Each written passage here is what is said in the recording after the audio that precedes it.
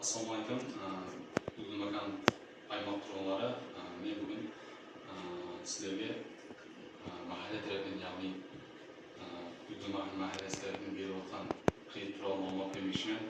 Ең әуелі өзімді таныстыратын болсам, мен сол Makan mahallesінде біріктірген банк иесімін, яғни mahalle банкері жәрдемшісі боламын. Біздер сол Makan'ге Агробанк біріктірілген біздерден шығып жатқан кредиттер туралы мағлұмат беретін болсам, ең әуелі бизнеске бірінші қадам, яғни ББК деп айтылады. Бұнда халыққа 17 миллионға шектен кредит беріледі. Яғни 17 миллионның өзін алу шарт емес, қайсеңіз 15 миллион, қайсеңіз 10, қайсеңіз 5 миллион, 25% ставкада беріледі.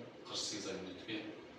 48 ай дегені бұл шартты түрде 48 айда жауы шарт емес. Бұнда қайсеңіз 24 ай, яғни 2 жылда, қайсеңіз 1 жылда және де бір айда жауып жатқан құралдар бар. Кредитіміздің екінші тарифі, яғни екінші түрі махалла байқасы деп аталады. Бұнда құралдар 50 миллионға шейінгі кредит ала алады. Бұнда бұл да тап жаңа айтқандай 25% ставкада. Бұнда да әр екі күнде әмесінде кепілдік арында беріледі. Махалла байқасы кредиті 5 жылға беріледі, яғни 6 ай мүддетке беріледі.